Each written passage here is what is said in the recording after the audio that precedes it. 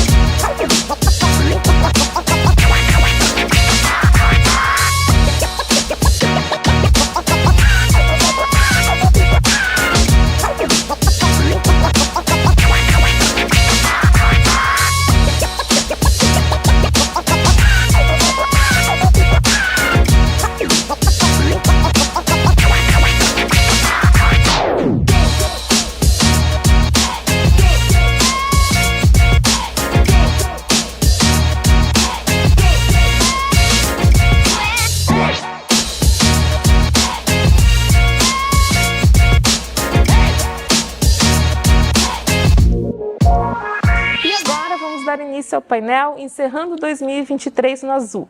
Para isso, convidamos dois executivos aqui da Global, Rafael e Aquino, que trarão ótimas dicas para a gente encerrar esse ano com chave de ouro. Boa tarde, Rafa. Boa tarde, Aquino. Obrigada por ter aceitado o nosso convite. Vamos começar com o Rafael. O Rafael é Head de Operações Receita B2B aqui na Global e melhor do que ninguém pode responder essa pergunta. Rafa, como as empresas podem identificar e mitigar os riscos da inadimplência? Lu, então como a gente sempre comenta, o processo de recuperação, de redução de inadimplência, ele acontece lá na venda, lá no começo de tudo. Então é necessário uma análise de crédito bem robusta e eficaz, trazendo informações de dados externos, de mercado, comportamento do consumidor e históricos internos na decisão de conceder ou não, ou quanto conceder o crédito, né? E outro ponto muito importante também é o monitoramento dos clientes.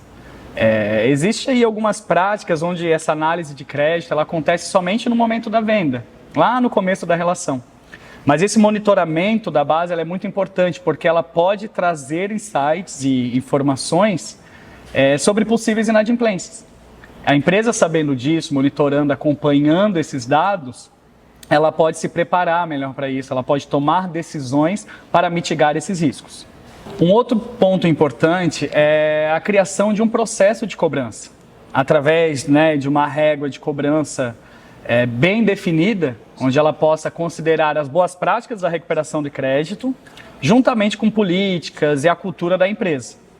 Então, hoje os procedimentos, definir esses procedimentos, os passos que vão ser tomados a partir do momento que o cliente se torna inadimplente, ou até mesmo antes da inadimplência, através de ações preventivas para evitar a inadimplência, é muito importante. E por último, mas não menos importante, a contratação de uma empresa especializada. Então, contratando essa empresa especializada na recuperação de crédito, a empresa vai poder contar com uma equipe devidamente treinada, capacitada para as mais variadas abordagens de cobrança, vai ter um acionamento, uma ação rápida em toda a base de cobrança, vai analisar quantas vezes é necessário retornar o contato para o cliente, repicar essa base. E conta aí com ferramentas, tecnologias que garantem maior agilidade e uma recuperação maior. Além disso, a empresa especialista em recuperação de crédito, ela também vai trazer um tom profissional para abordagem de cobrança, para abordagem de recuperação, né? E isso é muito importante, porque eu costumo dizer, mais importante do que recuperar o saldo é recuperar o saldo e fazer com que esse cliente volte a comprar da empresa, né? Sim, que é o relacionamento. Exatamente. Que a gente preza tanto aqui, né? É isso mesmo, Lu. Exatamente. Obrigada, Rafa. Aquino, hoje você é head de uma operação B2B aqui e está à frente de grandes tecnologias, trabalhando com inteligência artificial e prezando por uma parte muito estratégica, que é o relacionamento, né? Então, você está olhando toda a operação, mas principalmente a parte do relacionamento. Então, responde para a gente, tá?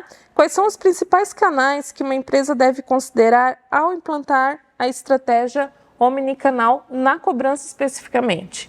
Muito boa pergunta, primeiramente. Acho que a primeira frase que a gente sempre tem que colocar é: máquina aprende, ser humano inova.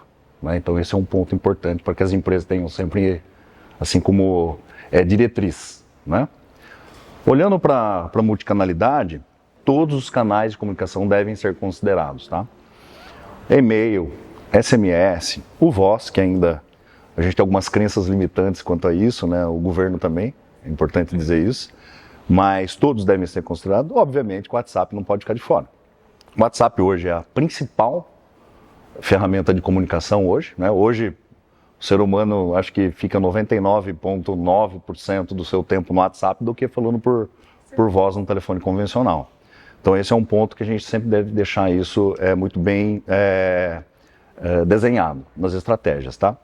O ponto em questão é como, né, usar tudo isso. Então, por trás da omnicanalidade, que a gente chama, o que é o Omnichannel? O Omnichannel é uma solução, uma plataforma que integra canais de comunicação. Isso é importante dizer também. O Omnichannel, e quando a gente olha o Omnichannel de fora, né, as empresas, quero contratar uma solução Omnichannel.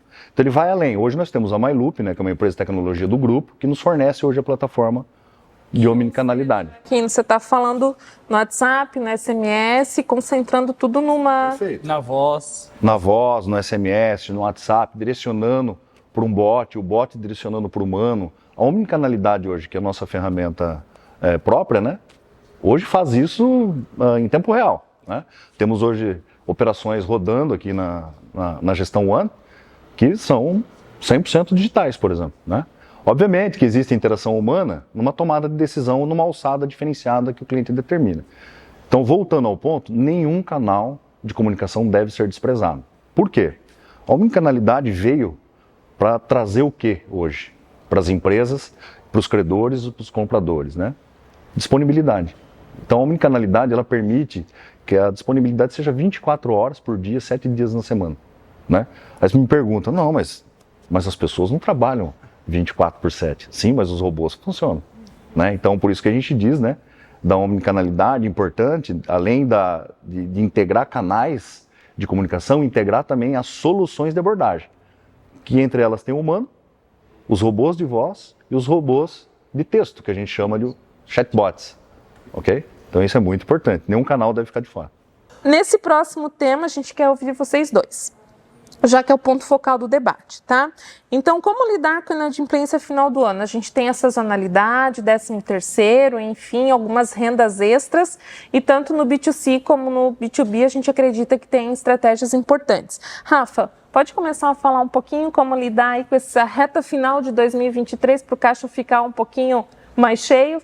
Perfeito, Lu. Realmente é um momento muito esperado pelas empresas, pelo mercado como um todo, né? Porque é um momento onde a atividade econômica começa a aumentar consideravelmente, né? Assim como em períodos de feriadões, de datas comemorativas, mas o 13º existe a inserção de dinheiro no mercado. E as empresas precisam aproveitar esse momento. Certo? Então, aproveitar, né, falando agora mais do B2B, né, aproveitar que o mercado vai estar aquecido, o dinheiro vai estar girando e as empresas que estão devedoras no momento vão ter mais caixa para poder quitar as suas dívidas. Né? Então, é o momento de chegar antes, é o momento de se antecipar, de garantir que o pagamento vai ser priorizado. O pagamento para aquela empresa vai ser priorizado, certo? É um ponto de atenção também, por quê? Porque existe agora a tendência a gastar mais, certo? E o risco da inadimplência aumentar também. a curto prazo, né? Um endividamento de curto prazo. Então, as empresas precisam sim olhar melhor para o crédito, olhar melhor para essa análise que vai ser feita neste momento, para que não deixar aí que a emoção do dinheiro girando, do mercado aquecido, impacte numa inadimplência futura, né? No cenário da cobrança, da recuperação de crédito B2B, nós temos um ponto que difere consideravelmente da cobrança B2C, que é o quê? Existe sim esse aquecimento, existe sim mais dinheiro no caixa, mas as empresas também possuem neste período a obrigatoriedade de os seus deveres, né, do pagamento do 13º para os seus funcionários. Então, muitas empresas aproveitam esse dinheiro, esse aumento, esse crescimento no caixa, essa movimentação no caixa, para poder pagar as obrigações trabalhistas e tudo mais. E acabam deixando os fornecedores de lado. Os fornecedores ali acabam ficando um pouquinho de escanteio neste momento para que outros compromissos sejam pagos. Então, novamente repetindo, é o momento onde as empresas precisam definir muito bem o seu processo de cobrança, suas estratégias de cobrança para garantir prioridade de pagamento. Entrou dinheiro no caixa, vamos priorizar aí o fornecedor, vamos priorizar o pagamento da indústria. Legal. Aqui não é interessante, ali também, né? Muito. Fala um pouquinho para nós. Como o Rafa colocou, né? Faz todo sentido. No B2C, que é o familiar pessoa física, né? Os CPFs aí que são os credores, isso é extremamente importante, né? Ter os desenhos dessas datas durante o ano todo, né? Próximo a pagamentos, próximo a oportunidade de melhorar a liquidez da pessoa física, né? Ou seja, ela tem potencial de liquidez no mercado, que hoje é um ponto importante. O ano 2024, tem que ressaltar isso também, foi um ano extremamente desafiador em virtude de 2 pontos, inadimplência e liquidez. Então, a pessoa física perdeu muito o poder de liquidez, né? Com o endividamento das famílias, enfim, uma série de questões, né? Os bancos é uma fonte de informação muito poderosa para isso, mês a mês, né? Que a gente acompanha isso no B2C. Mas, enfim, o final do ano é uma grande oportunidade para a gente, né? Vem o 13º, vem aí alguns aportes do governo federal, né? Até para auxiliar as pessoas de baixa renda. Então, para nós, na pessoa física, é uma época importante. Mais importante ainda, Lu, me permite até colocar, quando a gente traz isso para um contexto digital, existe um desafio das empresas. É humanizar essa abordagem, porque a pessoa física hoje está sensibilizada, né? Mediante uma série de fatores e eventos que vem acontecendo. E o final do ano, ele espera aquele dinheiro cair na conta para proceder com os pagamentos que são represados já, se a gente se bobear aqui, o ano todo, né? Então, qual é o diferencial das empresas hoje? Eu vou dizer aqui pelas nossas empresas, né? Tanto a global quanto a gestão. É chegar na frente. Né? Então, se você tem a tecnologia muito bem desenhada, você tem as abordagens muito bem construídas, as jornadas definidas, as estratégias de régua de acionamento muito bem calibradas, você consegue chegar na frente e fazer a recuperação daquele crédito e voltar esse cliente para a base compradora. Então, hoje um ponto que eu coloco aqui como uma dica, né, seria chega na frente. Use a tecnologia que tu tem, né, usa a especialidade e estratégia, que eu tenho certeza que você vai ter êxito na conversão, seja ele de uma recuperação de crédito ou seja ele numa venda de um produto. Embora o ponto final o dinheiro está lá, vai chegar no tal dia. Então quem chegar primeiro vai ter uma grande oportunidade de sair positivo do negócio. E daí a importância até de um parceiro estratégico, né? Que vai saber a hora dessa largada, o momento de chegar, o tempo certo para fazer toda essa operação. Né? Uma das dicas que a gente colocou aqui, tanto o Rafa, a gente acompanha isso no dia a dia, é a eficiência operacional, mas a eficiência das ferramentas também. Né? Porque às vezes as empresas vão buscar ferramentas no mercado achando que a ferramenta sozinha vai fazer milagre. Não é isso. Então a equipe tem que estar muito bem calibrada, né? As ferramentas muito bem direcionadas. Extremamente importante esses pontos aqui que a gente está relatando, e muito boa pergunta essa é uma pergunta... Faz sentido, Lu, assim, eu acho que resumindo, né, Aquino, é aquela máxima que vale, assim, eu ouvi ela quando eu comecei na minha carreira, eu acho que ela vale até hoje, recupera mais quem cobra antes. Isso aí.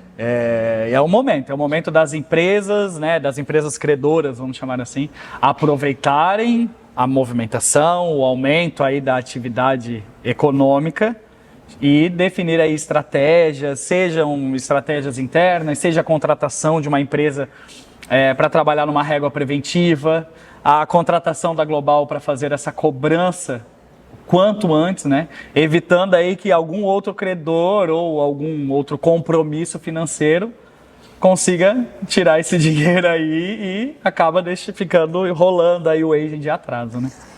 É importante, Lu, até me permite, desculpe, tá? Sim, claro. Que o Rafa colocou, trazer um tema que dentro da estratégia de cobrança, falando até de pessoa física, existem outras módulos na cobrança que a gente coloca na estratégia, que seria lá do churn. Então nós temos hoje carteiras dentro de casa com extremamente sucesso na queda da inadimplência em virtude das ações que são realizadas lá no churn. Isso. Então você tem o churn, o pré-churn, o preventivo, e aí vem o atraso e aí começa, né? A rolagem da dívida, que é um ponto que a gente está tendo sucesso em algumas carteiras aqui, né, Rafa? Trazendo clientes que começaram aqui com índice de inadimplência lá acima do projetado e a gente já coloca eles numa casa positiva, dizer, não é uma inadimplência zerada. Porque é impossível, mas, né? É impossível, né? Com o mercado, no Brasil... E aproveitando que a gente está falando aqui de tendências e tecnologia, etc. Aquino, quais são as tendências futuras na omnicanalidade? Principalmente que podem impactar na cobrança, que é a pauta do momento, né? Então, o que você vê, assim, para o futuro? Trazendo para a omnicanalidade, né, e também para o mundo digital, que hoje está aí em ênfase hoje no mercado, né, de cobrança, no mercado de relacionamento, né, que vem lá de saque até atendimento ao cliente, back-office, enfim, isso já é uma realidade, tá? Trazendo para a cobrança, o ano 2023 foi um ano assim que as coisas andaram muito mais rápido, vamos dizer assim, né? A inteligência artificial ajudou muito, né, corroborou muito com isso, né? Mas, de novo, né, os pontos de atenção, né? Tudo deve ser usado com certa responsabilidade e muito bem desenhado dentro das suas estratégias, né? Por que a gente coloca isso? A inteligência artificial hoje ela pode ajudar em todos os campos, desde a construção de uma estratégia, da construção de um chatbot ou da construção de uma jornada. Importante dizer também que a omnicanalidade, que a gente chama hoje do multicanal, né, ou da solução de omnichannel, faz importante também as ferramentas de construção de jornada e orquestrador. Tá? São duas ferramentas extremamente importantes para o mundo omnichannel. Né? Me perguntar, nossa, mas construtor de jornada, orquestrador? Sim. O que nós usamos hoje, né? A nossa plataforma, né? De novo, né? A plataforma nossa própria, ela já vem com essas duas ferramentas encapsuladas dentro da Omnichannel. Então, o que são isso? Um deles, né? Uma das ferramentas, eu construo toda a jornada, né? Do cliente, desde a chegada da base aqui, do que a gente chama hoje de títulos, né? Para cobrar. Vamos falar da cobrança, né? Dos títulos para cobrar, eu identifico lá o NIC, que é o CPF, e através daquele CPF eu faço todo o desenho. Então, durante um mês, eu já deixo a jornada dessa cobrança já desenhada na nossa plataforma. Começando até por uma ligação de voz de um ser humano, passagem por chatbots, passagem por bots de voz, passagem por landing pages, passagem por portais de interação digital, de cobrança, de novo, com tudo isso com disponibilidade 24/7. Então, esse é o grande ponto que a gente traz hoje, né? Qual é a tendência, né? Qual é o ponto, qual é a diretriz que isso tudo está virando? Se tornar especialista. Por isso o Rafa usou esse ponto 2 ou 3 vezes, que é extremamente importante. As empresas hoje têm que confiar num prestador de serviço que tenha esse legado muito bem construído, entendeu? Por que isso é importante? Fica tudo mais fácil. Né? Claro, fica mais fácil, a rolagem da dívida dessas empresas diminui, a inadimplência melhora, e, obviamente, que o fluxo de caixa dele vai ser muito mais positivo. Então, olhando para a tendência, inteligência artificial, sim, com responsabilidade, né? Acho que isso é um ponto importante. As empresas não podem classificar que a inteligência artificial vai fazer de tudo, vai responder tudo. Ainda necessita da inteligência humana na jogada, porque a gente está relacionando com seres humanos. Né? A máquina, aquilo que eu falei, a máquina aprende. O ser humano, ele evolui, entendeu? Então, inova, evolui. Então, esse ponto que as empresas, o desafio dela hoje, a tendência para o próximo ano é justamente isso, calibrar muito bem tudo isso, em que lugar, como, quando, usar, e usar da melhor forma. E quando o Aquino fala assim de inteligência artificial, machine learning, enfim, não é somente para o atendimento, né, Aquino? Não. É também para que a inteligência artificial gere dados, gere informações, análise, probabilidade, que ajudem o gestor, ou a empresa, ou enfim, o setor de cobrança de recuperação, a tomar decisões rápidas. sabe? Evitando aí que aquele modelo onde eu defini a minha estratégia de cobrança em janeiro, em março, eu continuo com a minha estratégia, o mercado já girou, já aconteceu alguma coisa que impactou os números e eu continuo executando aquela estratégia, né? Então, com a inteligência artificial, além dessa parte toda de atendimento ao cliente, ela apoia e muito também no levantamento de dados, cruzamento de informações e apoio para a tomada de decisão, que geralmente é humana, né, Kino? Ela ainda não, a inteligência artificial, assim, ela ajuda, mas assim, eu acredito que a tomada de decisão ela aconteça ainda pelos humanos, e muito voltado para essa questão de especialistas, pessoas que realmente entendem da inteligência artificial, entendem do negócio de recuperação de crédito e aí conseguem, junto disso tudo, tomar decisões e definir estratégias muito mais eficazes. Rafa, não quero ser repetitiva, a gente já falou bastante, mas se você tiver algum exemplo mais na prática de uma tecnologia que hoje a gente usa na cobrança B2B, que faz a diferença, já falamos bastante, mas de repente se tiver algum insight aí, alguma dica para quem está assistindo. Legal. Tem bastante, eu acho que assim, o que serve de ferramenta no que o Aquino citou no B2C, a gente utiliza muito bem no B2B, considerando as particularidades, considerando aí algumas estratégias diferentes, né? Mas eu acredito que o WhatsApp ele vem realmente dominando, Lu. Hoje, quando eu analiso os números recentes aí das negociações, eu vejo que 73% de todo o acordo firmado e pago na nossa operação, ele foi realizado através do WhatsApp. Legal. Seja através de chatbot, seja através dos nossos negociadores, que hoje é da onde parte a maior parte da recuperação, né? Mas é o WhatsApp que nos auxilia ali. E quando você escuta 73%... vamos combinar, muita coisa, né? É muita coisa mesmo. Então, assim, é uma ferramenta que veio para ficar. Ela tem as suas limitações ali que nos impedem, talvez, de seguir com algumas estratégias.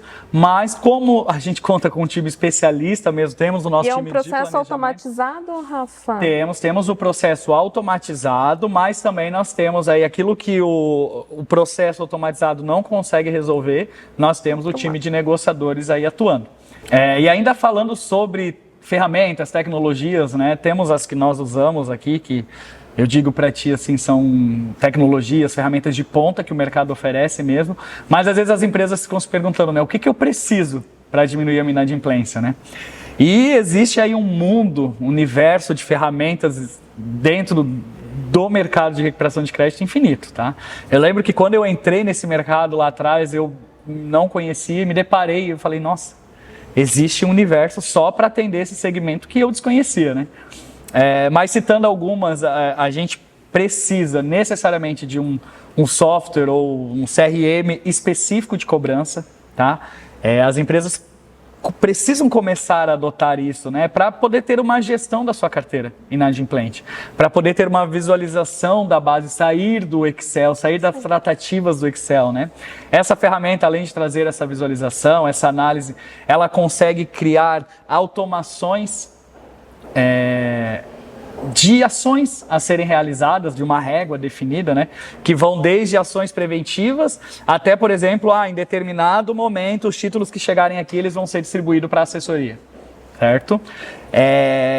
Além disso, as ferramentas, como o Aquino falou, inteligência artificial, mas não somente para negociação, não só robôs de negociação de voz, chatbot de texto.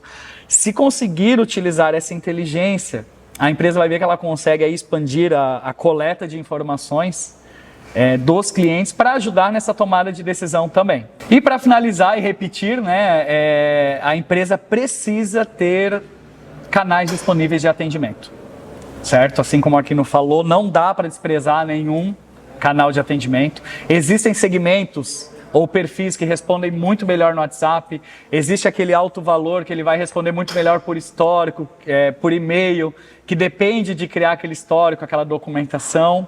Nós temos segmentos hoje aqui no B2B, por exemplo, que respondem muito bem no Instagram. O segmento têxtil, muitas vezes a gente não consegue localizar o cliente na voz, não consegue localizar no WhatsApp, mas a loja tem um perfil ativo no Instagram, onde a gente consegue enviar uma mensagem, pedir um atendimento e localizar esse cliente. Então essas são aí algumas das ferramentas dentro de um universo gigantesco de opções para conseguir mitigar aí esse risco de inadimplência e PDD e perdas. Rafa, vou continuar aqui contigo, tá? Para a gente seguir uma linha de raciocínio. Então, a gente já viu ferramentas, né? Já viu estratégias, mas de nada adianta se a gente não tiver resultado. Exatamente. Né? Os maiores investimentos em inteligência artificial, o que a gente precisa lá no final é aquela última linha lá, que é o resultado, né? Então, pensando nisso, quais são os principais indicadores que uma empresa deve monitorar para identificar casos potenciais de inadimplência? Existe uma infinidade aí de indicadores ou comportamentos que podem indicar aí uma potencial inadimplência das empresas, né? Seja o histórico de compra do cliente, certo? Muitas vezes o cliente ele tem lá um histórico anual de comprar R$5.000 todo mês. Ou a cada compra R$5.000. E de repente, nos últimos 2 meses, a empresa percebe que isso reduziu para R$2.000, R$1.000, R$1.500. Então já é um sinal de alerta que pode chamar a atenção aí para uma possível inadimplência. Um outro ponto para as empresas que elas avaliam, né, fazem esse monitoramento, essa análise de crédito, não somente na venda, né, mas fazem continuamente na base de clientes, uma redução do score de crédito repentina também pode indicar uma potencial inadimplência, né? Então, se antes o cliente tinha uma nota 10, agora numa nova análise ele passou para uma nota 6, uma nota 7, aconteceu alguma movimentação que pode indicar e potencializar uma inadimplência. Fatores macroeconômicos, né? Então a economia no geral ela é um grande apontamento de possível inadimplência, de crise, enfim, e a análise do próprio segmento, né, que podem sofrer algum impacto naquele segmento que podem causar a inadimplência. Também tem um outro ponto assim, que eu acredito precisa ser mais explorado, é o feedback da força de vendas mesmo. Porque hoje as empresas aí, algumas empresas possuem uma força de vendas muito robusta. E são eles que vão estar no campo, que vão estar visitando os clientes, visitando o PDV, varejo, enfim. Eles conseguem, através dessa visita, ter um olhar, uma observação maior do que está acontecendo, de possíveis alertas sobre a movimentação, sobre estoque, que podem sim ajudar aí a área de crédito, a área financeira, a ter um olhar um pouquinho melhor para um cliente ou para outro. Boa dica, hein, Rafa? Muito bom. Aquino, olhando métricas, indicadores, KPIs, enfim, como é que a gente avalia o desempenho de uma estratégia omnicanal hoje na cobrança? Muito boa pergunta. Lu, hoje, atualmente, assim, né, as dores de toda empresa hoje de recuperação, né, de crédito, passam por algumas dificuldades, que é localizar o cliente, né? A gente estava falando aí, né, durante o webinar a gente falou sobre as ferramentas, o mundo digital, o omnicanal, né? Então hoje faz muito sentido a aplicação correta, de novo, né? Isso acho que é importante a gente deixar isso bem frisado, e trazer para o mundo da recuperação de crédito, como o Rafa colocou aqui até na fala dele anterior, essa expertise de retroalimentar de vendas, área de vendas retroalimentar, de cobrança, porque você consegue usar aqueles insumos que são tratados até pela área de qualidade, pela área de cadastro comercial das empresas e construir uma jornada muito mais efetiva, tá? Então, quais são os principais indicadores hoje? A tentativa que a gente já tem hoje, né, de tentar falar com a pessoa, o principal indicador é o alô, é atender, é a localização que a gente chama, né? Então, alô já é um fator assim de fazer festa, né? O segundo deles é o CPC. O que é o CPC? É a pessoa correta. Então, eu liguei para a Lu, pode ter sido a mãe, né, o esposo, enfim, ter atendido, não era a pessoa responsável por aquele negócio. Teve um alô positivo e não tive um CPC. No caso da cobrança, ele é muito mais específico, né, porque é um CPF atrelado a um título, né, de uma negociação. Então, para nós, o principal indicador é o CPC. E o segundo de sucesso é a conversão, né? Aquele CPC, ele entrou em ligação, ele entrou em interação com um dos nossos negociadores ou nossos canais digitais de abordagem, tem que sair um negócio dali. A abordagem tem que acontecer. Então hoje eu friso 3, tá? Existem uma série de indicadores que são avaliados, acompanhados de hora a hora, minuto a minuto. A gente aqui tem hoje os nossos dashboards de acompanhamento, né? Hora a hora, e todos os nossos clientes também acompanham. São aí pelo menos 8. indicadores. Mas os 3 principais é o alô, o CPC e a conversão. Então, quero começar, não tenho nada, eu preciso ter uma maneira de achar, de falar e, obviamente, de cobrar. Exatamente. Tem que sair com o sucesso De reverter, né? De reverter. Aquela intenção, né? Que pode ser ela uma venda ou uma cobrança, no caso aqui a cobrança. E aí tem um outro fator que acaba sendo importante, que é a efetividade. Porque às vezes as empresas hoje olham muito para produção. Agora, de toda aquela produção que foi gerada, qual é o indicador que de fato é efetivo? O nome já diz, né? É efetividade. Então, todo acordo gerado pagou na data correta? E aí vem um ponto importante, tá? Então, assim, dos indicadores master, a gente já falou aqui. Agora, quais são os secundários, por exemplo? Né? Então, eu fiz um acordo hoje e coloquei o pagamento para daqui uma semana. O que vamos acompanhar? Vamos deixar solto? Vai pagar na data tal, então tudo bem? Não. Então, esse comportamento, ele é avaliado, nós temos aí esteiras hoje de histórico, né, de alguns comportamentos, falando até mais pelo B2C, né, porque cada região do país, enfim, uma série de outros fatores influenciam nisso tudo. A gente entra com as estratégias de preventivo, que a gente chama, né, para garantir tudo aquilo que eu produzi, que de fato se torne em resultado. Mas falando de resultado fim, o último dele é o pagamento. Não adianta nada eu ter lá 1 milhão de acordos realizados e ter 10 pagos, entendeu? Então, esse é um ponto importante. Então, voltando, né, para que todos tenham isso, né, então vai desde a abordagem, do CPC, do acordo realizado, do acordo firmado, promessa de pagamento e efetividade. São os principais indicadores hoje. Mas essa pergunta de indicadores, ela é difícil de responder, né, Aquino? Porque cada empresa, cada cliente, ele avalia de uma maneira diferente mesmo, né? E aqui, eu sei, o Aquino muito mais ali na operação B2C, tem uma infinidade ali, um dashboard, ele acompanha ao ponto de em casos de parcelamento, em que parcela o cliente está quebrando. Então, eu lembro de uma ação até que foi feita ali, onde para um determinado cliente, ele tinha liberado parcelamento em até 10 vezes. E perceberam que o cliente estava quebrando na 4ª parcela. O que fez? Né? Utiliza essa inteligência, dados, eu não vou mais liberar até 10. Eu vou tentar trazer esse parcelamento para até 4, porque isso vai quebrar. Esse cliente vai sumir. Enfim, é aquilo que a gente vem falando. Utilizar da inteligência de dados para que a pessoa possa tomar uma decisão. Esse é o que a gente falou, que o Rafa colocou lá na fala dele também, né? Essa troca com a área comercial. Às vezes a área comercial desenha um plano de venda e não pensa na cobrança, entendeu? Aí a cobrança ela precisa se adaptar àquele plano de venda. Então, por exemplo, a gente tem casos aqui de clientes, na verdade de credores, né? Ali, eu tenho ali devedores que tem lá 30 parcelas. Né? Então eu tenho os adimplentes e os inadimplentes. Então a parcela adimplente, parcela inadimplente. Então tudo isso, como o Rafa colocou, esses são estudos que são realizados todos os dias. Então assim, a equipe de planejamento nesse ponto, né, a gente tem que também colocar isso em evidência, tem que estar muito bem calibrado.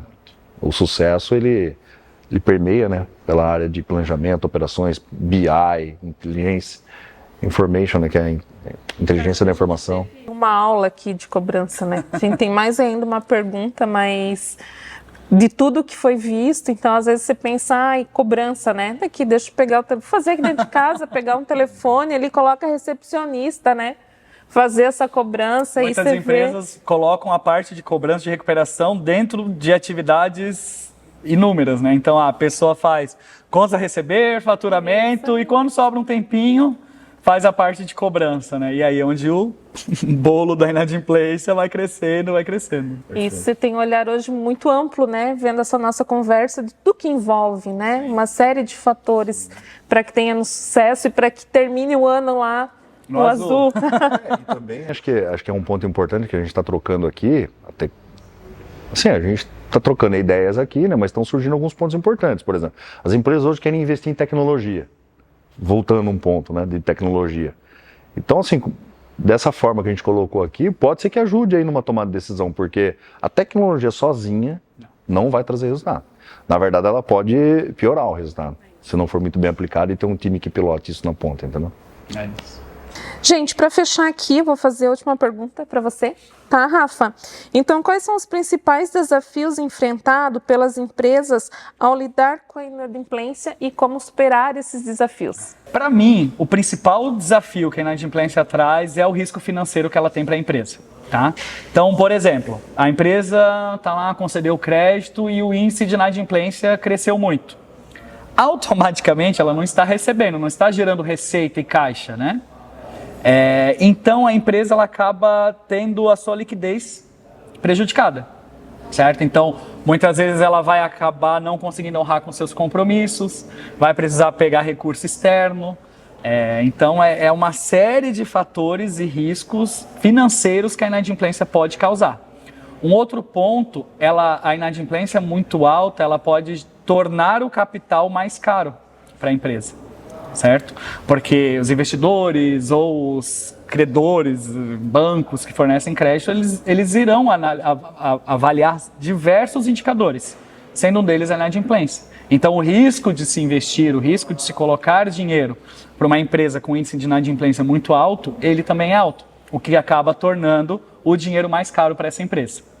E a solução para isso tudo, né, Lu?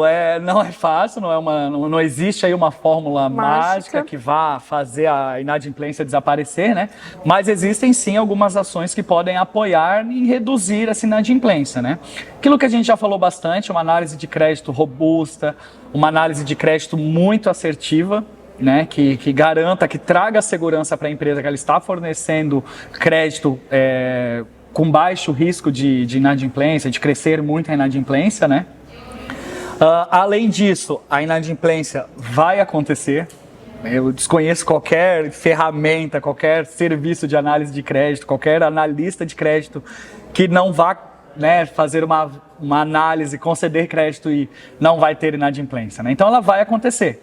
Para isso é importante a definição de um processo, de um procedimento de cobrança bem definido, aquilo que a gente conversou, uma régua de cobrança, ações específicas, até antes do vencimento, né, preventivo, aí, uma ação preventiva antes do vencimento para evitar a inadimplência e depois da inadimplência também. Ações bem definidas, analisadas, estudadas e frequentemente atualizadas, né, para saber o que está funcionando ou não.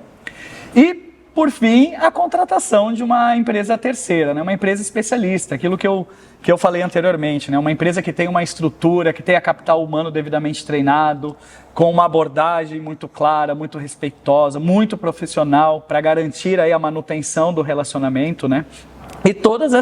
E tenha internamente, já no pacote da contratação da terceirização, todas essas ferramentas que a gente vem falando aí de omnichannel, inteligência artificial, banco de dados, BIs, profissionais específicos da área de inteligência, da área de planejamento, que vão garantir aí uma assertividade muito maior nas estratégias definidas e com certeza uma recuperação aí bem favorável, ajudando aí, né, captação recuperada é inadimplência evitada. Então, acho que seriam essas aí algumas das ações que podem ser implementadas para reduzir a inadimplência e fugir um pouquinho aí desse risco que pode causar aí através da inadimplência.